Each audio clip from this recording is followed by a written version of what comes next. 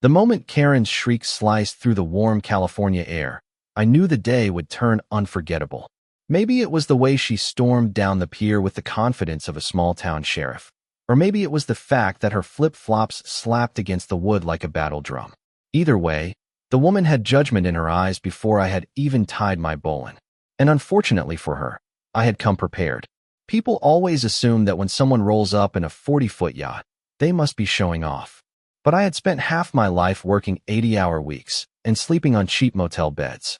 This marina, sun-soaked and quiet, was supposed to be my first breath of peace in years. I stepped onto the dock and inhaled the briny Pacific breeze with gratitude. That was when the storm of indignation approached. You could see the rage forming before she spoke. HOA ladies have a certain look about them, like they spend their weekends sharpening complaint forms. She marched toward me with a clipboard tucked under her arm and her chin lifted to the heavens, ready to smite the very idea of free will. You cannot dock here. Her voice cracked with triumph, as if she finally had someone to conquer. This harbor is private property. Restricted access. Residents only. I blinked. I had been in this state for less than 5 minutes, and somehow I had already committed a crime in her eyes. I am a resident, I said calmly. Not of this community. And that boat is not registered here. And I am going to call the police right now unless you untie it and leave. Several neighbors had already begun to gather like spectators at a circus. Some looked apologetic, others curious. A few, I suspected, were hoping I would fight back just so their day could become interesting. Karen jabbed her finger toward the yacht. I don't care who you are. You can't just sail in and take a spot like you own the place. The irony almost made me laugh. You should take a breath, I suggested. Maybe look at the email the harbor management sent out today. She scoffed, as if she had ever read an email that wasn't about a rule violation. I could practically see the steam rising from her forehead as she dialed 911. Hello, yes, I need officers at the Marina Crest Harbor. There is an unauthorized vessel and an individual refusing to leave. Yes, he seems aggressive. Yes, I feel threatened. I hadn't moved an inch. My hands were literally in my pockets. People don't understand the power of a story until someone else starts telling it for them. Karen was a master at twisting narratives, and she was already feeding the police a version of events that painted me as a trespassing menace. If this were any other year, any other place, maybe that would have worked. But this was 2025, and this harbor was not what she thought it was. I stepped aside so she had a better angle to witness the reality she had so confidently stomped into. 2 harbor officials walked toward us, carrying the thick welcome folder I had signed an hour earlier. They gave Karen that tired expression that said they had dealt with her far too many times this month. Ma'am, one of them said as gently as possible, this gentleman is not trespassing.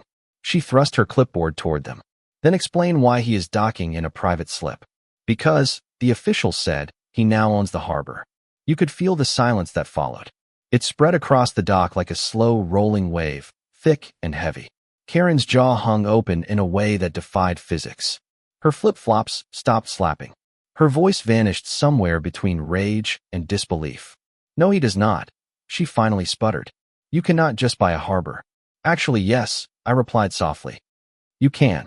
The officials showed her the signed documents with my name on them. Her face went through 5 stages of existential crisis within 10 seconds. First denial, then confusion, then anger. Then the horrible realization that her reign of hallway notices and passive-aggressive emails had just met its natural predator. No, no, no. She shook her head violently. This is a community asset. You cannot purchase the entire property without board approval. The official sighed. The board approved it unanimously, including the treasurer, who resigned afterward. You could tell Karen had not expected betrayal from within her own kingdom. But it only got worse. One of the security guards stepped forward holding a tablet. Ma'am, we also have footage of you earlier today. It shows you removing the reserved sign from the slip and throwing it into the water. Bystanders gasped. Collective sympathy evaporated. Karen's eyes darted around as if the universe owed her an escape route. That sign was faded, she snapped. It was an eyesore. I was doing maintenance. You should be thanking me. On the tablet, the video played. Karen ripping the sign out. Karen yelling at the maintenance guy. Karen hurling it into the water like she was auditioning for the Olympics. Karen, I said quietly, you called the cops on me for docking at my own harbor. And now they're on the way. Her face paled. For the first time, she realized the weight of her false statements. This is harassment, she whispered, but her voice had lost its armor. She sounded suddenly small. You cannot let him do this. You cannot let him take over everything. The official shook his head. Ma'am, you no longer have authority here. Effective today, homeowner enforcement has been transferred to the new ownership. Her world cracked down the middle. And in that split, I saw a woman who had built her identity on control. A woman who wielded rules like weapons. A woman who had never imagined that someone could simply remove the battlefield. The sound of sirens began to drift in from the distant road. Karen froze again, not with fear, but with pride. The dangerous kind that convinces someone they are untouchable. Officers streamed into the marina, scanning the crowd until they reached us. Karen immediately pointed at me. That is him. Arrest him. I told you he was refusing to leave. The officers looked at the harbor management, who simply handed over the paperwork. Sir, one officer said to me, everything checks out. You are the legal owner. Then he turned to Karen. Ma'am, we will need to ask you some questions regarding the false report and vandalism of harbor property. Her knees buckled. I thought for a moment she might fall, but stubbornness held her up like scaffolding. This is insane, she gasped. Everything here has rules. Everything has order. You cannot just change the system. I looked out at the water. The sunlight shimmered peacefully, uncaring of the chaos behind me. Systems change every day, I said softly. Sometimes because they have to. Karen was escorted aside. The crowd quietly dispersed, some whispering, some relieved, some already texting their group chats about today's drama. The officers asked me a few final questions, confirming my identity, my documents, and my intentions for the harbor. Meanwhile, Karen stood rigid against the railing, arms locked across her chest, eyes burning with humiliation. She refused to look at me, but I could feel her rage like heat on my back. When the officers finished with me, I walked toward my yacht, letting the dock creak beneath my steps. I could have ignored her. I could have walked away without another word. But justice is never complete without acknowledgement. I paused beside her. Karen, I said quietly, you could have just welcomed me. She didn't blink, didn't move, didn't breathe. People do not just get welcomed here, she muttered. They earn it. I shook my head. That is the problem. And then I left her standing there, stripped of her authority, clutching the remnants of a kingdom she no longer ruled. I didn't know it then, but this moment was only the beginning. The unraveling of illusions. The slow collapse of an empire built on pettiness.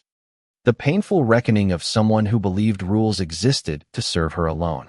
And as the sun climbed higher above the marina, casting long shadows over the quiet water, I realized something important. Some people never change until the world forces them to. Some people only learn when the tide finally turns. And for Karen, the tide had only begun to rise. The morning after the confrontation should have felt triumphant, but the marina carried an odd, heavy tension, like the air before a storm no one had predicted. I woke early, long before the sun climbed over the waterfront homes, and stepped onto the deck of my yacht. The harbor water reflected the pale pink dawn like a trembling mirror. Normally I love that sight. But today, it felt like the world was holding its breath. Word travels fast in small communities. Faster than truth. Faster than reason. By sunrise, my phone already buzzed with messages from the harbor office. Complaints had begun pouring in anonymous, naturally. Everything from accusations that I had bullied Karen, to claims that I had somehow forged my ownership documents, to fears that I intended to turn the marina into a commercial port full of noisy tourists. None of it was surprising. People who had lived under Karen's shadow for years had been conditioned to fear change, even if that change freed them from her control. I made myself a cup of coffee and watched a flock of gulls fight over a stray wrapper drifting along the tide. Their screeching filled the stillness, brutally honest compared to the whispers I knew were circulating behind closed doors. My phone buzzed again. This time it was a call from harbor manager Elena, the woman who had handled the sale with unwavering professionalism. She didn't waste time with greetings. We need to talk. The board wants an emergency meeting. Today. I sighed. Of course they did. Is it about Karen? Not entirely, she replied. But she's at the center of it. When is the meeting? 10. And, prepare yourself. She hung up. Prepare myself. That phrase lingered like a warning.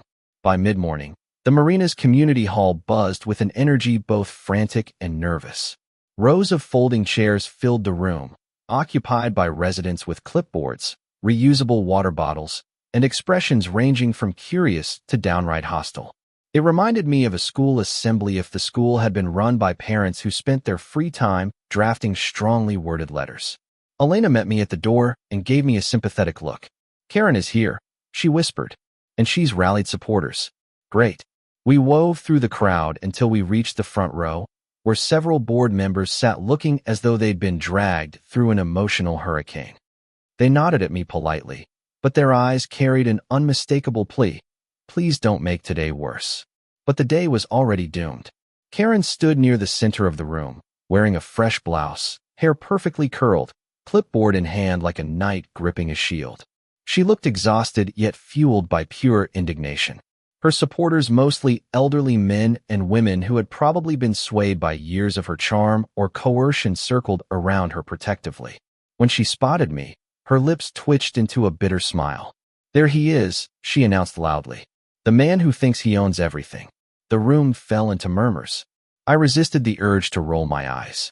Instead, I took my seat beside Elena. The meeting began with formalities: attendance, minutes from last month's board meeting, updates on upcoming repairs. It felt surreal listening to people discuss lawn maintenance and recycling bins when everyone was clearly waiting for the bomb to drop. Finally, the board president cleared his throat. "All right, we need to address the situation involving Ms. Karen and our new harbor owner." Karen stood instantly, chin up like a soldier awaiting battle. "Before you say anything," she barked, "I want to make something perfectly clear. What happened yesterday was not just a misunderstanding. It was intimidation. It was fraud. And it was a disgrace." Gasps rippled across the room. "Fraud?" I echoed. "On what planet?" She ignored me, flipping through her clipboard dramatically. "I conducted my own research last night," she announced, as if she were revealing classified military intelligence. "And I found several inconsistencies." Elena muttered softly, "Oh no." Karen continued, voice rising. "The sale of the harbor was rushed. Extremely rushed. And none of us known were properly notified in advance. We were blindsided. This violates community protocol." A board member spoke up nervously. "The treasurer approved. The treasurer betrayed us," Karen snapped. "And now we're supposed to accept that this stranger owns our harbor? That he can override our rules? That he can do whatever he wants with our property?" I leaned forward. "Your property?" Karen shot me a glare so sharp it could have cut glass. "Yes, our property. This harbor is the cornerstone of this community. We built it. We funded it. We maintained it. And now you think you can roam in here and take over like some sort of conqueror? Well, I refuse to let that happen." A few residents clapped. Others shifted uncomfortably. Many avoided making eye contact with either of us. I waited until the noise died down before speaking. "Karen," I said quietly, "I didn't take anything from you. I bought a failing harbor that desperately needed structural repairs and financial stability. You know that. Everyone here knows that." Karen laughed, a harsh sound full of disbelief. "Oh, please. Don't pretend you're some hero swooping in to save us. You wanted power, and you took advantage of our chaos. Is that what you told the police?" I asked. Her face twitched, the slightest crack in her armor. The officers had not been gentle with her last night. False reports carried legal consequences. I continued. "The harbor was broke, Karen. The board was drowning in debt. The docks are rotting. The insurance was at risk of cancellation. This place would have been shut down within a year." "Lies," she hissed. Elena stepped forward. "It's not a lie." She pressed a folder into Karen's hands. "These are the financial statements. You've ignored our warnings for months." Karen's fingers trembled as she opened the folder. Her eyes scanned the papers. And for just a moment, barely a heartbeat, fear flickered across her face. Then she snapped the folder shut. "These numbers are exaggerated. You manipulated them." Elena looked like she wanted to scream. I stood. "Look," I said, trying to keep my voice even. "I'm not here to fight you. But the sale was legal, final, and approved. I'm not your enemy. I'm trying to help. Why can't you see that?" Karen took a step toward me, eyes blazing. "Because men like you don't help communities. You reshape them. You take away what makes them home. You turn them into playgrounds for the wealthy." Her words cut deeper than I expected. She said them with such conviction, such raw emotion, that for a split second I saw something behind her anger. Pain. Loss. A story I didn't know yet. But only for a second. Before I could reply, a man in the audience stood. He wore a faded fishing cap and weathered jacket, and his voice shook slightly as he spoke. Karen, you know I respect you, but this place has been struggling. We voted on repairs that never happened. We raised dues twice, and still nothing changed. Maybe new management isn't the worst thing. Karen stared at him as if he had personally betrayed her. You too? She whispered. Another resident spoke up. He's right. The docks are unsafe. My grandson slipped last week because the boards are loose. And another. We've been asking for a security upgrade for 6 months. You said we didn't have the funds. And another. Maybe it's time for someone else to run things. Karen's face drained of color. Her body swayed slightly, as if the ground beneath her had shifted. For years, she had commanded this room with fear and confidence.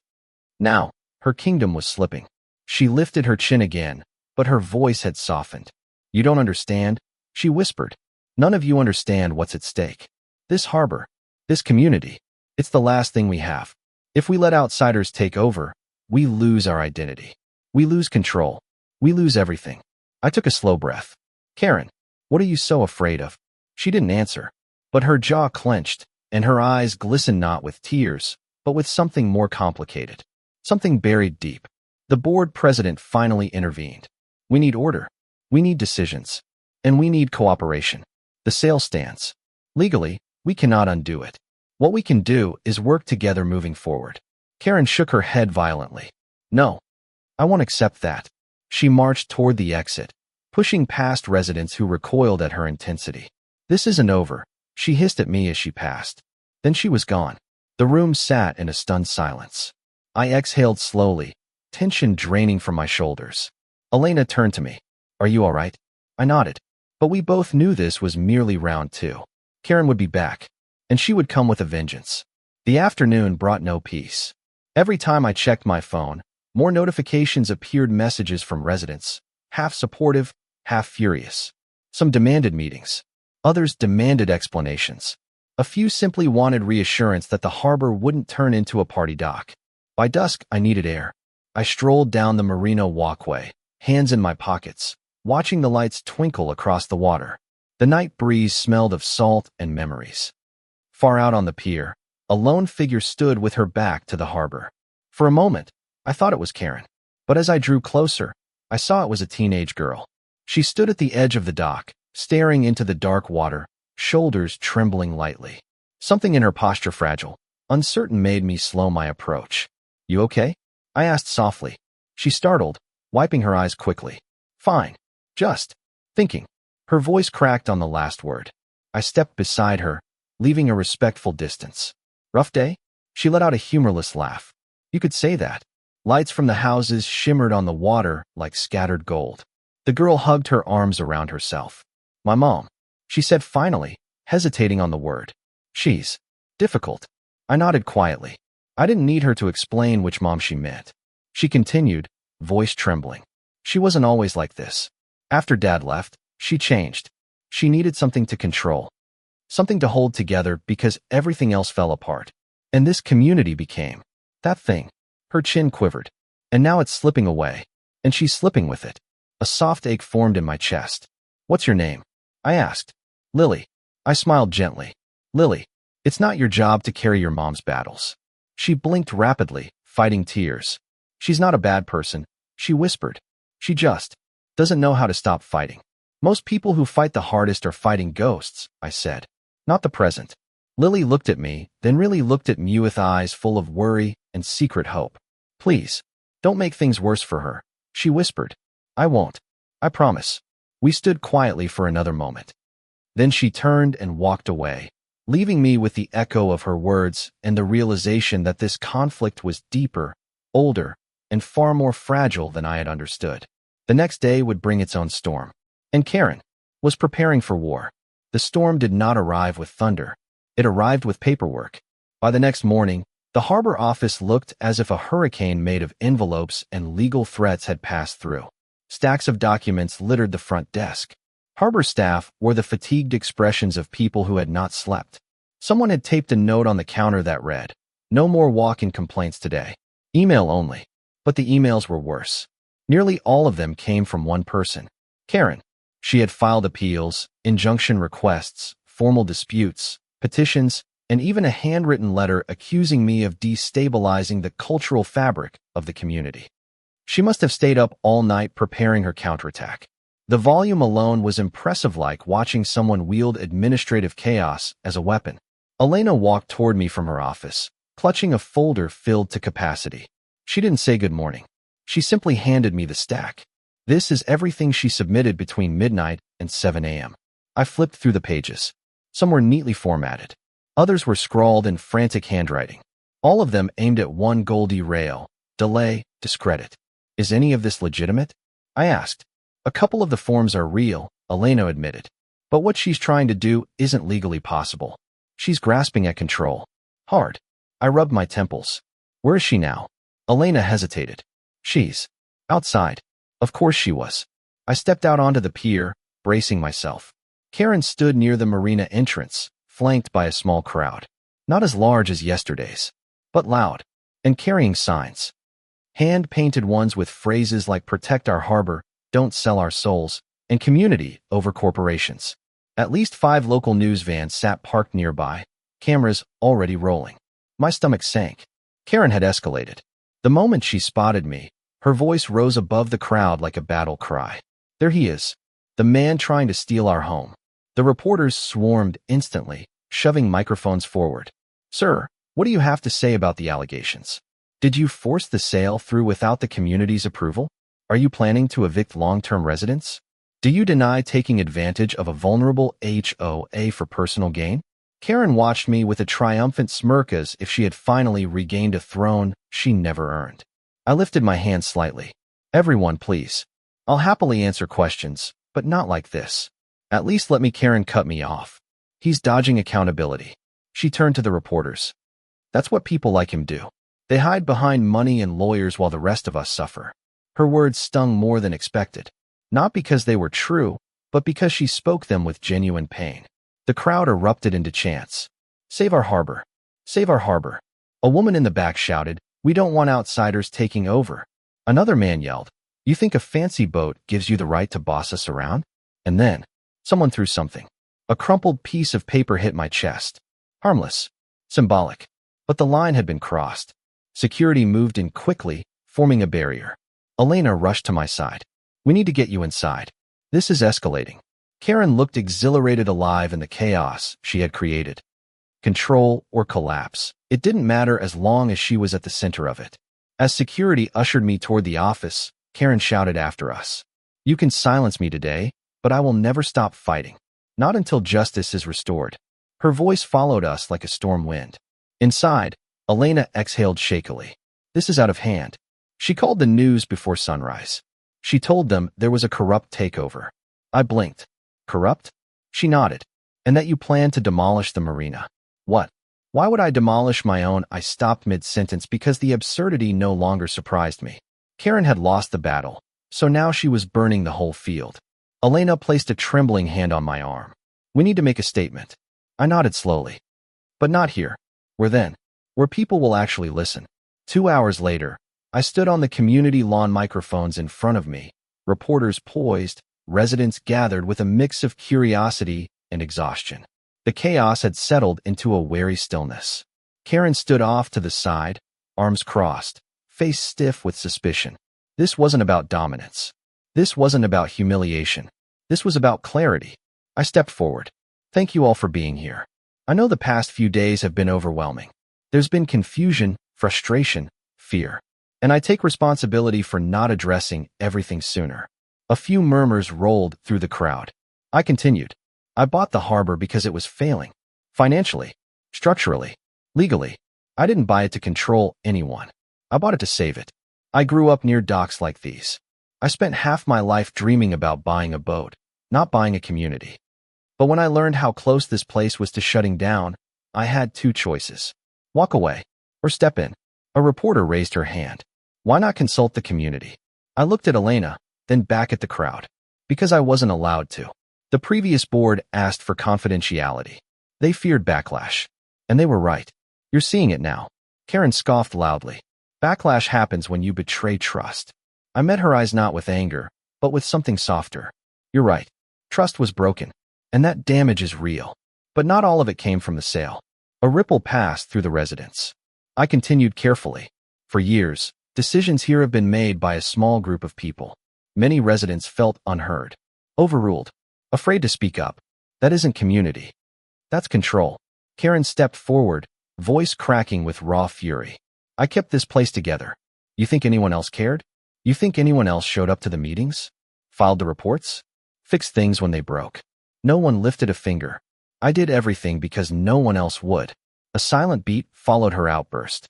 Residents looked at each other, some ashamed, some surprised, some quietly acknowledging the truth in her words. I nodded slowly. You did hold things together, Karen. You carried more than anyone realized. But somewhere along the way, holding things together became holding on too tight. Her jaw trembled. And now you're losing it all, I added gently. Not because someone stole it from you, but because you can't let anyone else help. She stared at me with an expression I had never seen on her, wounded, exposed, furious at herself as much as at me. A reporter interjected. So what happens now? I swallowed, then spoke the decision I'd been forming for hours. I'm appointing a new advisory council, replacing the old HOA structure entirely. Every resident will have a voice. No one person will have unchecked authority again. Not even me. Shock rippled through the crowd. Someone whispered, he's giving up control? Another said, this might actually work. Karen stared at me like she didn't understand the words. You're dismantling the HOA, yes. Her voice shook. You're undoing everything I built. No, I corrected softly. I'm making sure what you built can finally grow. Karen swayed slightly, as if her legs could no longer hold the weight of her stubbornness. She shook her head, whispering to herself, this isn't fair. This isn't fair. But the fight had drained out of her. Only grief remained. I approached her carefully. Karen, you fought for this place with everything you had. But you don't have to fight alone anymore. Her lips parted. For a moment, she looked like she might accept the gesture. Might breathe. Might release. But then tears filled her eyes. Not the dramatic kind. Quiet. Devastated. She stepped back. I don't know who I am without this, she whispered. And then she turned and walked away, the crowd parting wordlessly to let her pass. No jeers. No applause. Just silence. The kind reserved for endings. Weeks passed. The harbor changed not drastically, but steadily. Repairs began. Volunteers finally stepped forward. The new advisory council formed, diverse and eager. The mood shifted from fear to cautious optimism. Karen avoided the marina most days, but one evening, near sunset, I found her sitting alone on a bench overlooking the water. She didn't acknowledge me as I approached, didn't glare, didn't lecture. She simply stared at the horizon, the fading gold light painting her face with a softness I had never seen on her. I sat beside her quietly. After a long moment, she spoke. People have been nicer since the council started meeting. They want to help, I said. She gave a faint, weary laugh. They should have helped years ago. We both looked out at the harbor, calm, peaceful, no longer on the brink of collapse. Karen inhaled shakily. I was wrong about you. I didn't answer. She continued. I thought you wanted to take everything from me, but you took responsibility. Even when I tried to make you the villain. I glanced at her gently. Everyone plays a villain in someone's story, Karen. The trick is choosing not to stay one. She closed her eyes. I don't know who I'm supposed to be now. Someone better, I said simply. Someone freer. The wind rustled through the masts. Boats swayed gently. The marina felt alive again. Karen wiped a tear quietly and finally met my eyes. Thank you, she whispered. For what?